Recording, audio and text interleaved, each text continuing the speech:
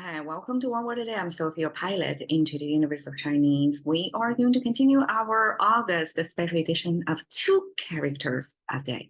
And all August 31 expressions are going to share the same character, which is sheng.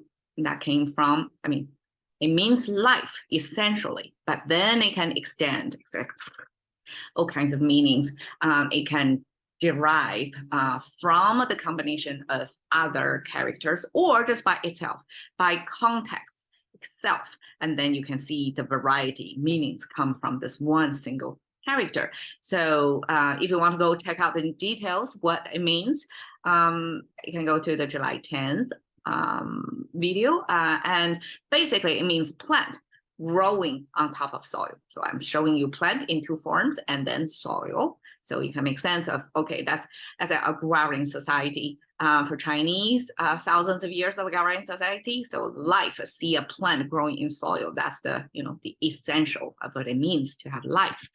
Okay, today we have 生计. So 生计, this 计, I translated it as tactic because a lot of time, the end of last year, we did 36计 tactics of, or 36 stratagems. So it's military maneuvers, summarized thousands of years ago by some military genius about how to confuse or disorient your enemy so that you can use the minimum cost to gain the biggest ground. So that kind of a calculation, I guess, were kind of embedded in Chinese survival instinct. So this 计 means tactic. Let's unpack it. It's some fun concept. Okay, so we see the right, it looks almost like a cross sign, right? So again, I talked many times, it doesn't have anything to do with Christianity. Even if it's vertical, horizontal, it's a cross, it didn't came from Christianity. Okay, so this actually came from the roping or rope record keeping method before. So before digital printing press or written paper, all that, how to keep record.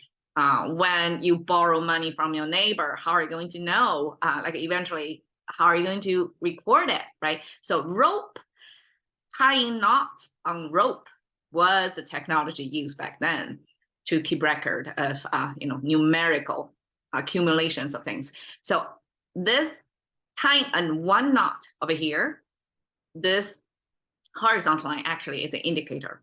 It's not visually depicting that knot because knot is not that visible, right? You have to kind of touch it and check it to know, oh, there's a knot on the rope. For language to make it more visually distinctive, we use this horizontal line to indicate there's a knot over there. So knot in ancient rope record keeping means 10. So my guess is 1 is 10 is our 10 fingers, right? This decimal system was like a natural to us. So when we can count to 10, it's already like getting too much, right? So we knock down, so we can erase that memory. We just use this knot on the rope to keep the record, so we don't have to burden our memory to say, okay, we were already 10, now it's 11. So when it comes to 11, the counting with 10 fingers can still work. Like, okay, we have 1 knot and now 1 more. So that's my guess why this knot means 10. Okay, so the left side means speaking. It's pronounced as yan. By itself, its own word as well. So the right side pronounced as 10, that's number 10. The left side pronounced as yan, that's speaking.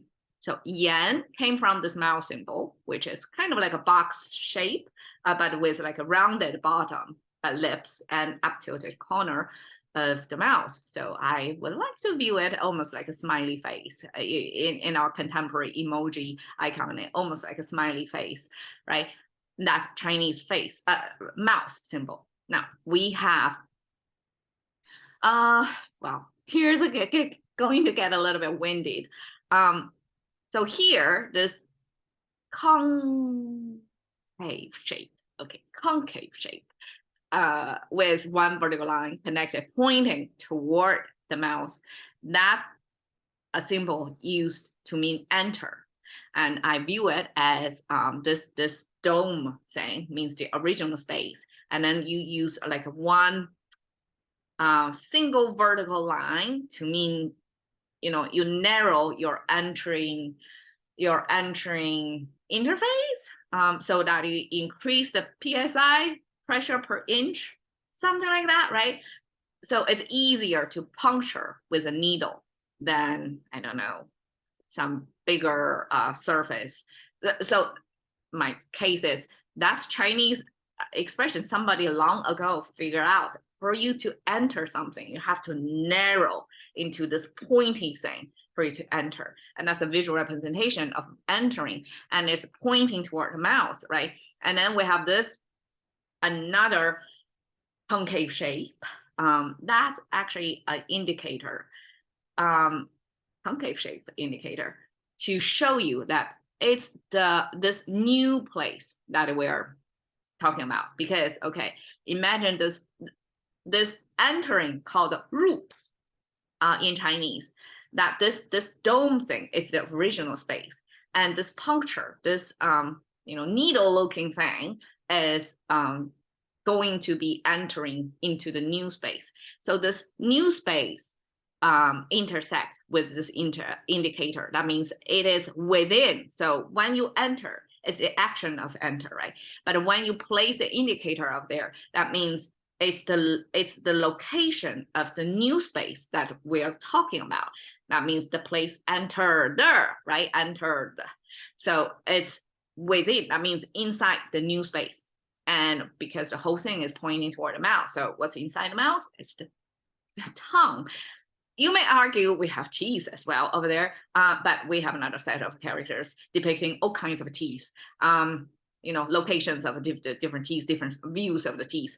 So just because we have other teeth representations, and this way, inside the mouth, that become designated to tongue. Because tongue is not a really easy shape to depict, or it's easier to visualize, right? So this locational pointing, like inside the mouth, that's probably the best approach. And then we have two horizontal lines. Two horizontal lines in Chinese, and it pronounced as R, having heaven, earth. If we go philosophical, like a metaphysical, it becomes heaven and earth, or in numerical sense, just two. But in here, in this context, because the whole thing means speaking, it could mean like you're using your mouth and the tongue, speak between heaven and earth, but that's too grand to visual. I'm imagining those two horizontal lines simply means that the diminishing energy from the voice, like whatever you produce the sound, through time and space is going to travel further away. So the energy is going to become diminished. And this horizontal line, second horizontal line, is diminishing, right? It's almost like when we stack up on our cell phone now, it's the bar kind of looking like that, right? So it's in a similar concept, like just two lines to show the diminishing quality of what's spoken. So the whole thing about speaking. So we have speaking, and then we have number 10. Together, Chinese created this concept of tactic by building the two, like gluing the two together.